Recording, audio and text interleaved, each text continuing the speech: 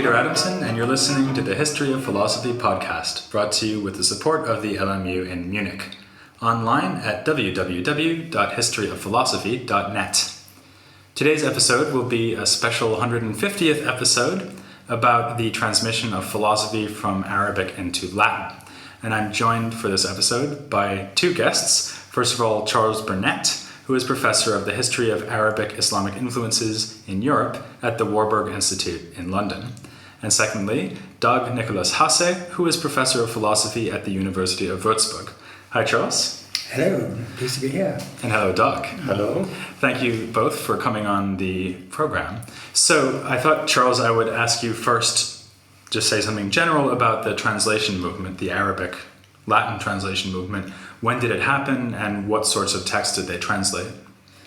Well, it started off at the end of the 10th century and built up momentum during the 11th century, but the apogee really was in the 12th and early 13th century, and then it started to tail off towards the end of the 13th century, when, one might say, most of the things which had to be translated were translated. And we could say that Latin culture, we're talking about culture in which the language of communication, of academic communication was Latin, had caught up with Arabic culture. And the kinds of texts that were translated were those that were perceived to be lacking in the Latin West after the early Middle Ages.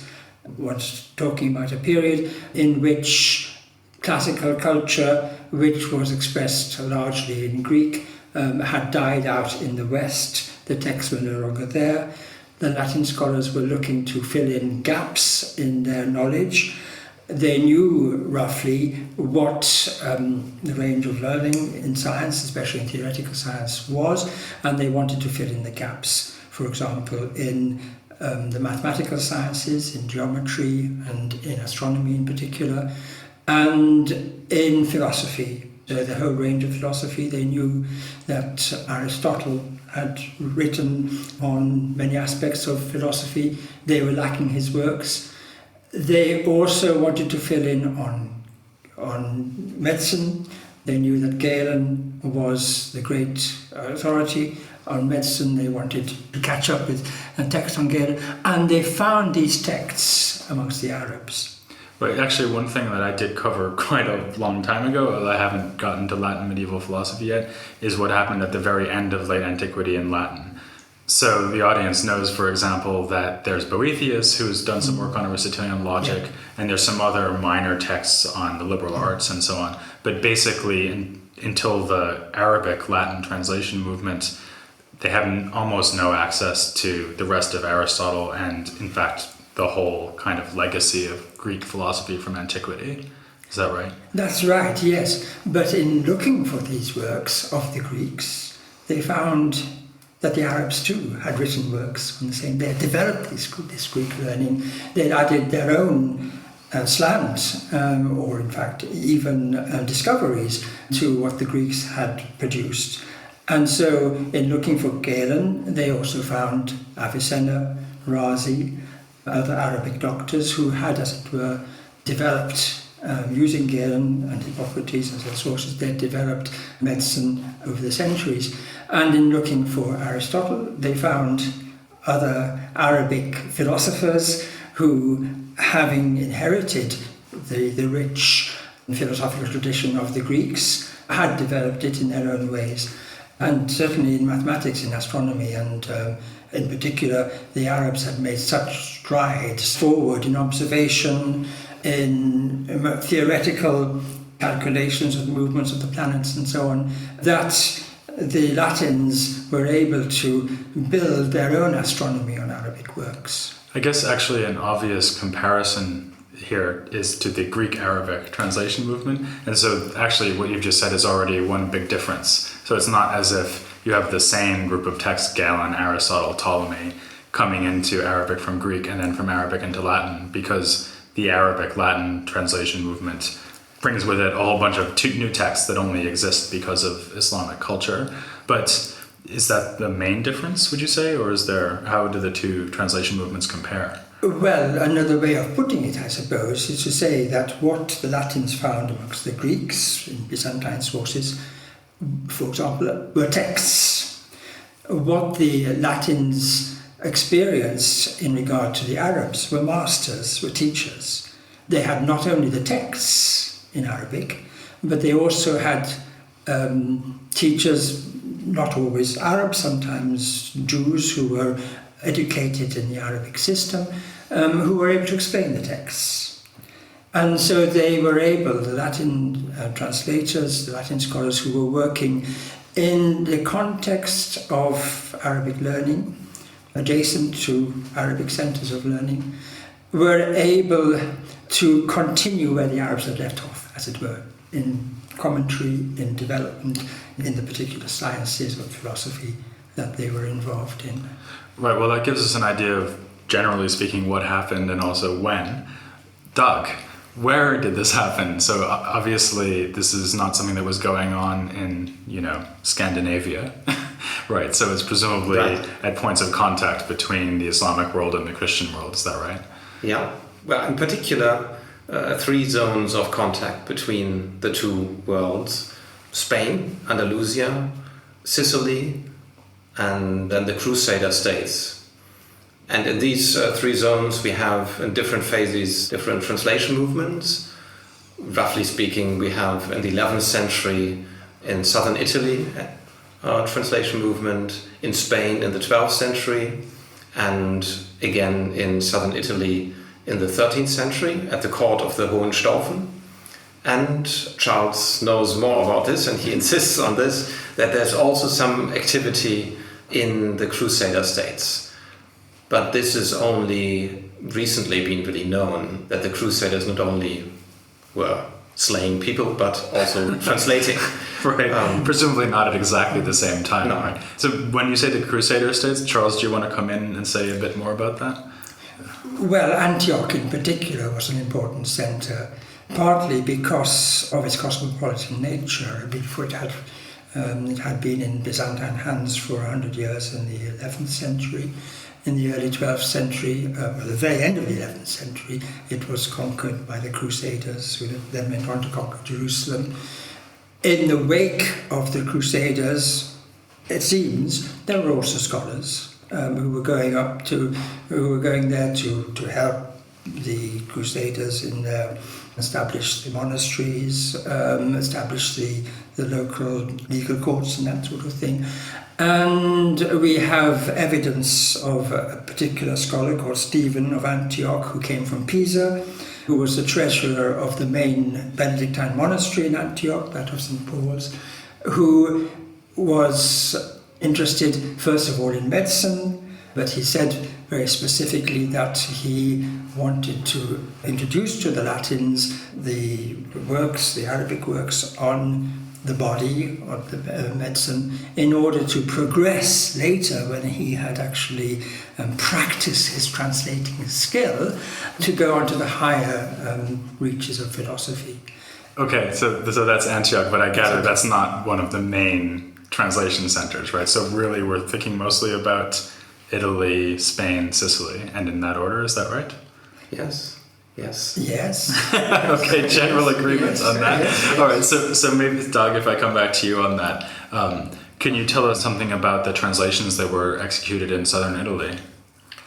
Yeah, the first substantial translation movement was in the last quarter of the 11th century, and the context is Greek-speaking communities in southern Italy, Arabic-speaking communities in Sicily, and travel between North Africa and southern Italy.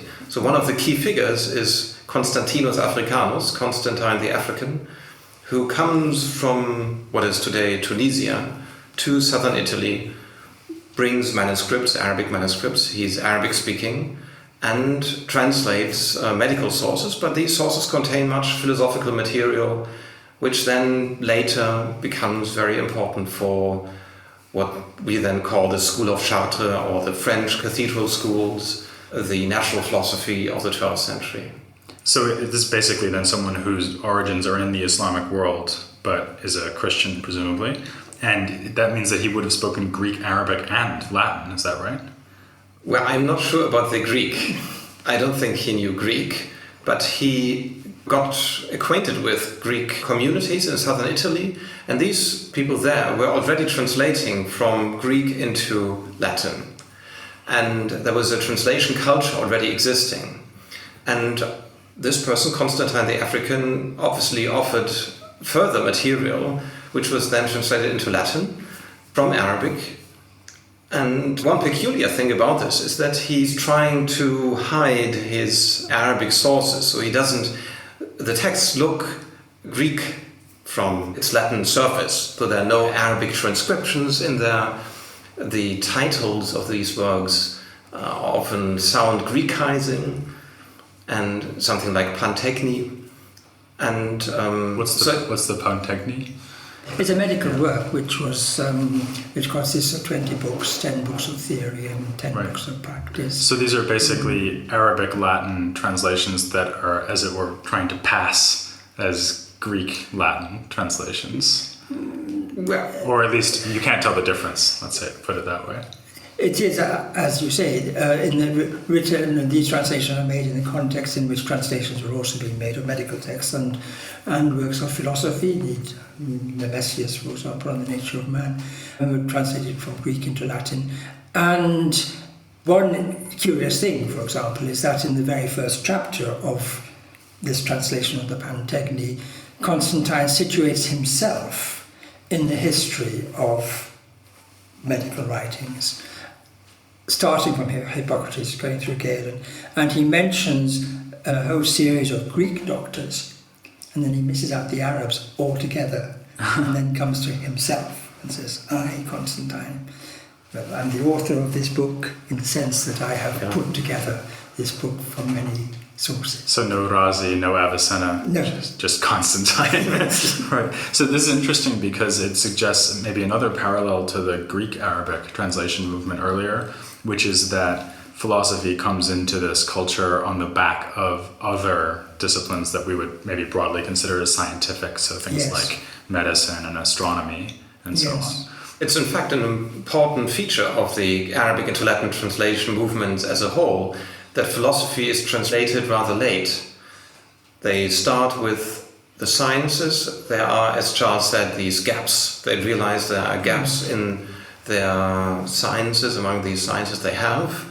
They know the name of Ptolemy, but don't have text by Ptolemy. And also then if you move on to Spain, in Andalusia, in the first half of the 12th century, a major translator like John of Seville translates many astrological treatises. Others translate treatises on magic or on alchemy and so on medicine. And philosophy gets transported in these treatises too, but the proper great translations that then influence European philosophy so much by Avicenna, by Averroes, by Aristotle, come later in the second half of the 12th century. Roughly speaking. Yes, you could say that it is works which have a direct, immediate, practical value in medicine and astrology, magic, that are translated first. I guess one obvious question that arises here, because you mentioned that there were already Greek-Latin translations going on, is why do they have to go to Arabic texts? I mean, why not just get Greek manuscripts from Byzantium and translate directly from Greek into Latin? Why do they need to deal with the Arabic-speaking world at all?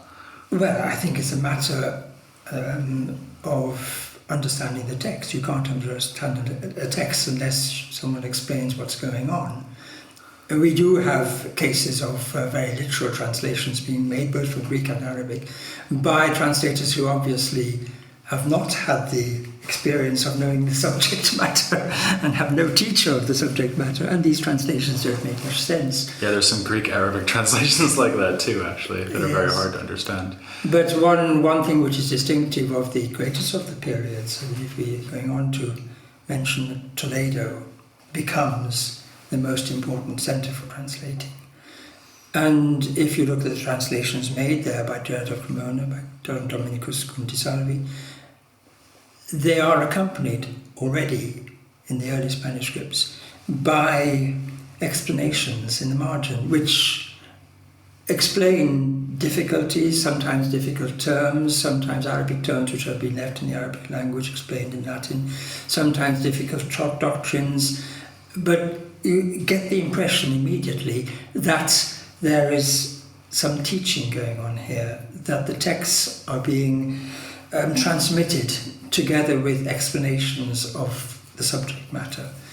This is why I think it's so important that the translations were made where there were already important Arabic centres. Toledo was a leading centre for astronomy in Al-Andalus, in Islamic Al-Andalus, before it was conquered by the Christians in 1085. So it's not really surprising that the first astronomical tables, which give information, which allow you to predict the courses of the planets through the sky, were made in Toledo some 30 years later. Another example of this is that we have in Saragossa in northeast Spain two things. First of all, we have a superb mathematician, one of the kings of Saragossa, one of the Banu Hud, who wrote a work called The Perfect Work on Mathematics, which includes everything that one could possibly know about geometry and arithmetic. At the same time, this is the early 12th century, you have Ibn Bajjah, a philosopher who was really developing Arabic philosophy in Al-Andalus, basing himself on Al-Farabi in the Arabic East, Islamic East.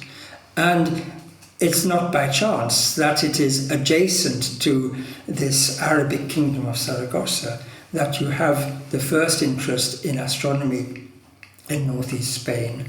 And eventually, probably through a transfer of this interest in philosophy from Saragossa to Cordova, an interest in Arabic philosophy, eventually the works of Averroes, which were translated.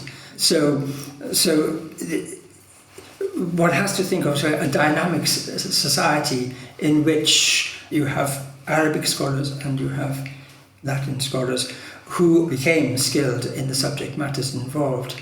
And there's not so much evidence, in fact there's very little evidence of this happening in the case of the Greek-Latin translations. And by the way, we should presumably imagine Jews being involved in this whole process as well, right? So it's not just Muslims and Christians.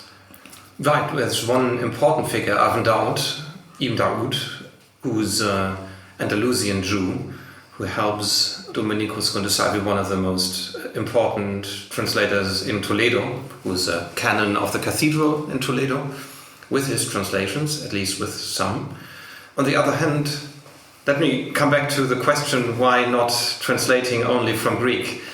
Charles mentioned that the Arabs contributed a lot to the Greek sciences and philosophy they had acquired or inherited from the Greeks. And one important factor is that the cultural activity or scientific activity in general of the Arabic world was on a very different scale from that of the Latin culture.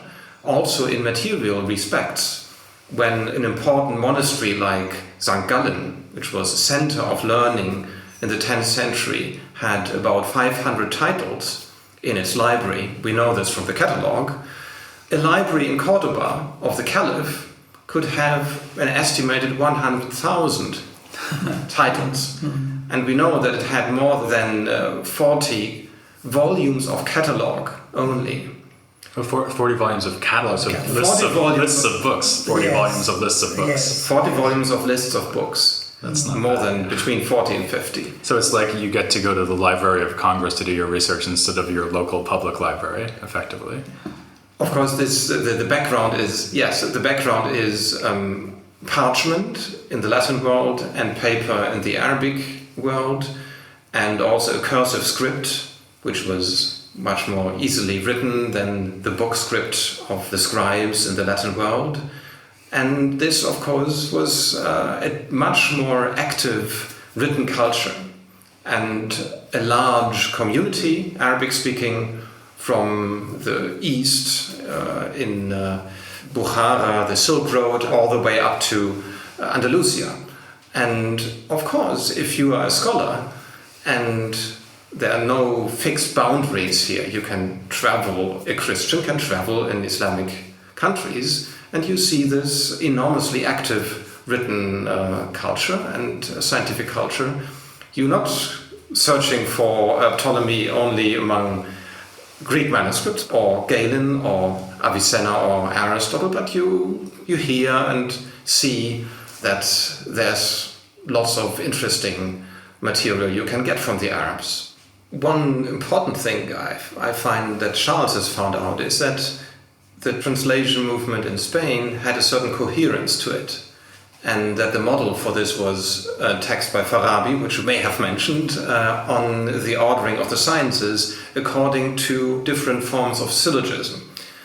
So the model of demonstrative science was very important to Farabi, and also to the order of these translation movements. They had a certain blueprint, so to speak, from Arabic, as Charles has shown, and several translators, Dominicus Gonzasalvi, Gerard of Cremona, later Alfred of Shersill, Michael Scott, and in the 13th century Hermannus Alemanus, continued a program of really translating a whole range of all the sciences that were known at the time. And that's a very impressive accomplishment. And in a way it shows the long afterlife of the curriculum of the sciences from late antiquity, because of course that was very influential on how Al-Farabi thought the sciences would be structured as well. So this just runs and runs throughout all these different cultures, in fact. But the high ideal of demonstrative science is something that Farabi somehow adds, I would think, and that gets transported with it into the West and helps to structure university education, I think. Well, one might even say that what was put down by Al-Farabi as a kind of theoretical description of the relationship of the sciences becomes a blueprint for the university curricula in the West. It's only in the West that it really is put into practice. I think that something that's very important about what you're saying is that the influence from scholars of the Islamic world on the development of philosophy and science more generally in the Latin using Christian world wasn't just that they wound up reading Averroes and Avicenna, it was that they were actually having face-to-face communication with scholars and experts on the relevant topics, so that their initial engagement with these topics would already have been shaped by the people who were helping them do the translations and just helping them understand the text they were looking at. This is quite true. We're not talking about a large number of Muslims actually living with the Christians, but as Dak has already mentioned, we have Jews, we have Christians, Arabs called Musarabs in Al-Andalus, who were crossing the borders. And also, we must think not only of the books, but also the instruments. In astronomy, for example, you would have the astrolabe and other astronomical instruments. In medicine, we have this wonderful medical book on surgery by Al-Zahrawi, who is named after the Medina Zahra, which is just outside Cordoba, living there in the 11th century, who gives descriptions of a whole range of medical instruments, surgical instruments that you use. And these instruments too would have been well known, would have been conveyed to Christian doctors on the other side of the border. And you have the numerals.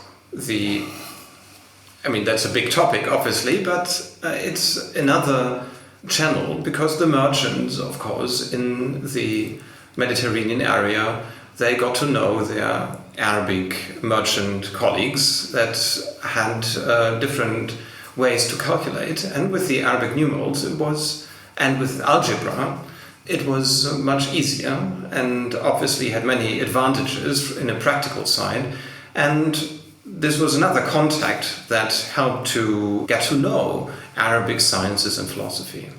So we said something about southern Italy and Spain. I think we should just touch on Sicily, at least briefly, before we move on to some general concluding remarks. Do you want to say something about that? Well, Sicily is a special place. It, as Charles mentioned, has been taken by the Normans after a longer rule by Arabs. And with the Normans and with the Norman kings, and later the Hohenstaufen kings, there was always an Arabic-speaking community there, and also influential people at the court who spoke Arabic.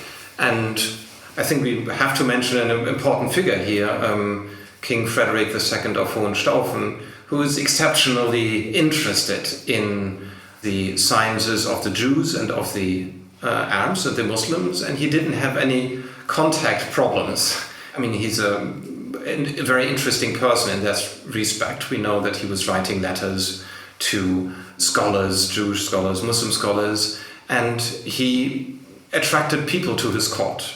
We know this also from Arabic sources. And some of these people, a good number of them, actually translated.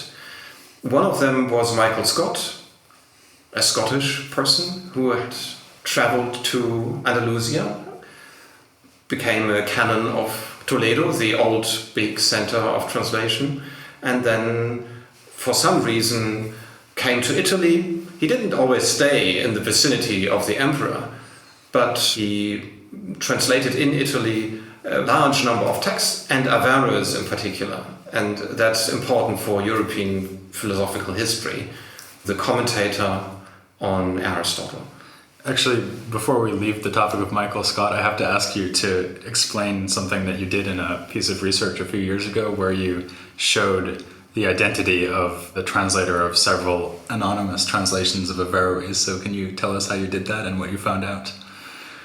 Well, I had hoped I would identify sometime these anonymous translations, the big commentaries on the metaphysics, for example, by Aristotle, or on the Anima by Aristotle. They don't bear a translator's name, but we knew that they come from this translation culture in the context of King Frederick II Hohenstaufen. And the idea was perhaps we can do it not with technical vocabulary, like substantia or quidditas, but by looking at small words, like therefore in Latin qua propter is a particle distinctive of Michael Scott. Other translators use other particles, and with a statistical analysis of this particle usage, you can really see the handwriting, so to speak, the stylistic handwriting of the translators in Sicily and group them. So, since then it was always an old assumption that Michael Scott was responsible for a large number of commentaries, but it was successful. You actually proved it. I approved it, yes. Let's not be bashful and modest. Yes, you can say this. Right. So actually that brings us on to, I guess, a more general issue, which is about the methodology that was being used by these translators. I mean, a naive idea about this is someone hands you a text in Arabic and you just have to translate it into Latin, and you know both languages, so there's no problem. But presumably there's more to it than that, Charles? Well, indeed there is. There are different methodologies that could be followed and that were followed. We've already mentioned that Constantine the African, but disguising his Arabic source, he was writing in a Latin which did not follow slavishly the Arabic original.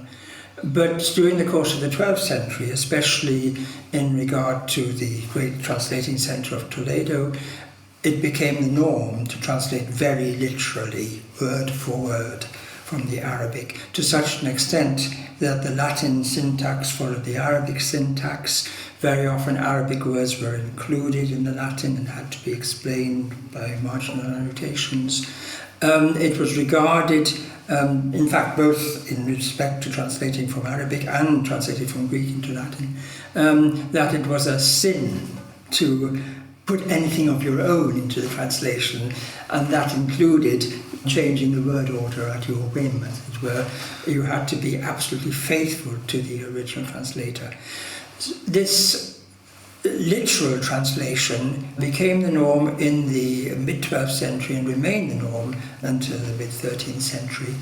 The other thing that's got to be said about these translations, again we've hinted at this, is that very often they were not made by a single person.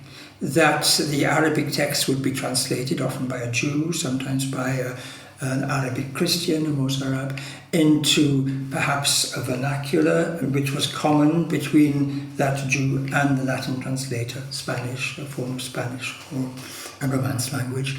And then the translator would put that into good Latin.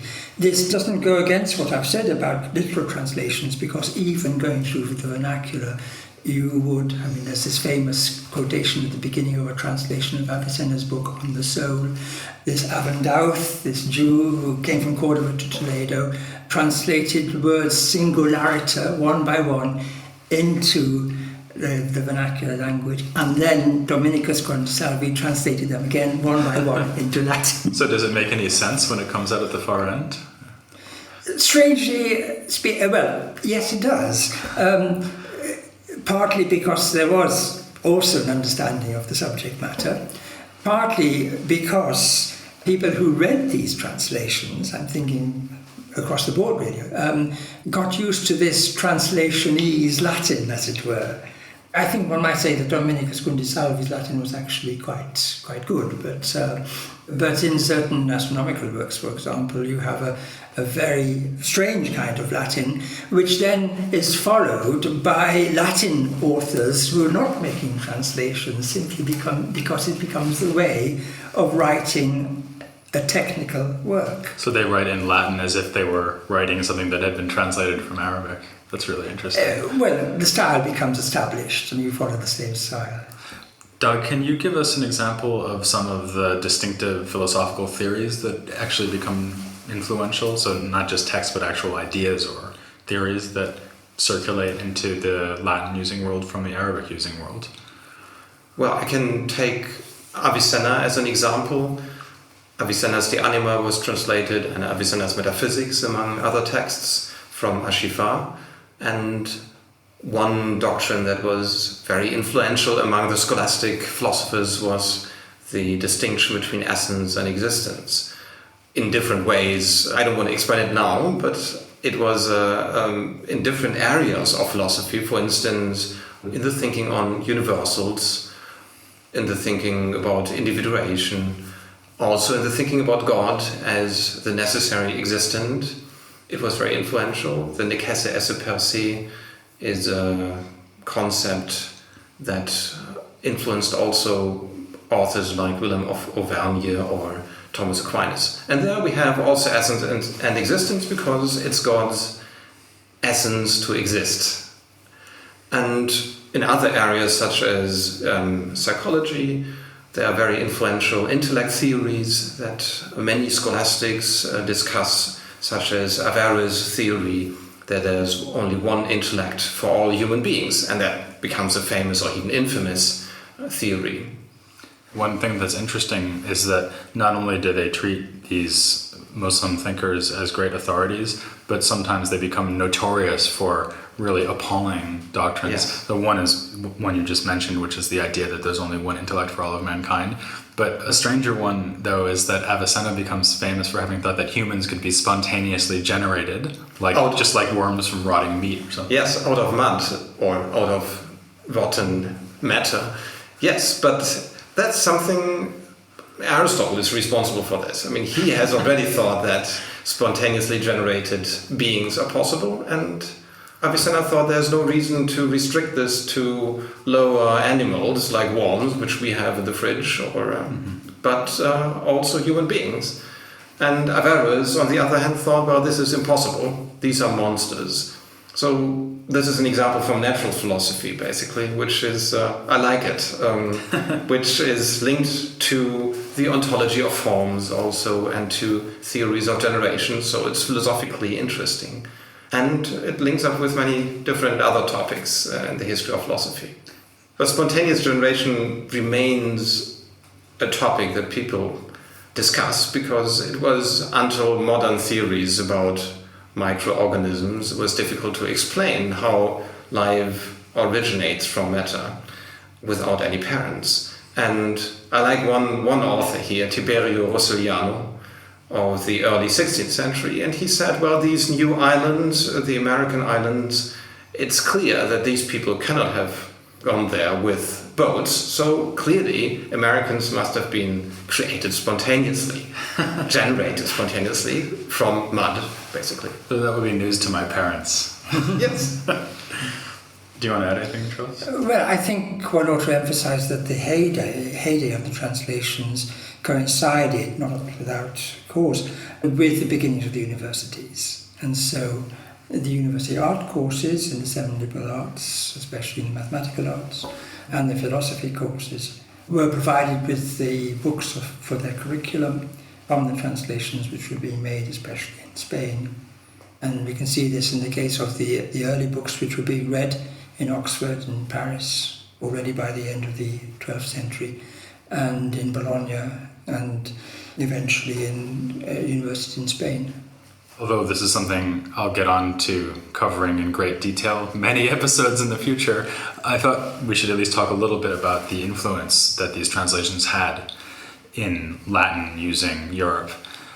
Anyone who picks up, say, Thomas Aquinas will see that he's constantly quoting Avicenna and Averroes, so you get a kind of superficial idea that major and probably also minor Christian authors writing in Latin in Europe in the, say, 12th, 13th, 14th century were influenced by philosophy from the Islamic world. But could you maybe say something more general than that? I mean, is it just that they occasionally quote them, or what kind of impact did it have, and how fast did the impact happen? Can I say one general thing here? That the works of Aristotle that we're talking about in its philosophical context, although at first were translated both from Arabic and from Greek, eventually, in the course of the 13th century, it was the Greek-Latin translations which became used by Albertus Magnus, Thomas Aquinas, and so on. But it was always the Arabic commentators that were used to explain these Greek philosophical works. And that's why you see so many quotations of Averroes, Avicenna, Al-Farabi, Al-Kindi, and so on, because the Greek works were interpreted through their Arabic commentators.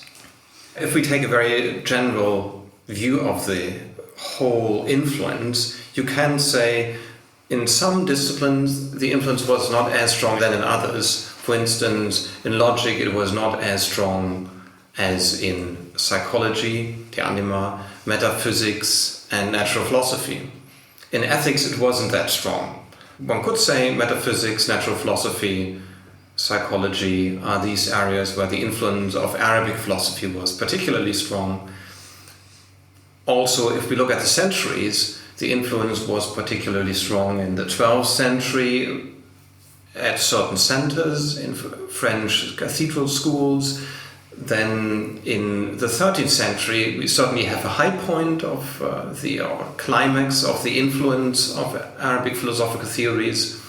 But it stretches all the way until the 1700, I could say, until Averroes as the commentator you read, becomes out of fashion for certain complicated reasons that you have to address at some point in your podcast. But for a long time, every student would get in contact with these names, with Avicenna and Averroes and some other Arabic philosophers like Al-Kindi and Farabi, but they were not that influential. And some texts were copied extremely often because they were on the syllabus of the universities. For instance, the Liber de Causis. This is the version of Proclus that was translated into Arabic and then from there translated into Latin as the Book of Causes or Liber de Causis. Mm-hmm. And since you, Peter, are an expert on the Neoplatonic tradition, I presume that your readers know very well how important the Liber de Causis was. And in fact, there are more than 200 manuscripts, Latin manuscripts of the treatise, and it was one of the most often copied Arabic treatises. But the large commentaries by Averroes were also very influential. Right, and in fact it is exactly Averroes that I'm going to be getting back to talking about in the next episode. But for now, I will just thank Charles Burnett very much for coming on, and also Dag Nicholas Hasse. Thanks, guys. And please join me next week for more on Averroes here on the History of Philosophy Without Any Gaps. ما زال حي ما زال محبوب القلب لا اشتاق لهذا المجال ما زال حي ما زال ما نسمح شي لو يصير عليها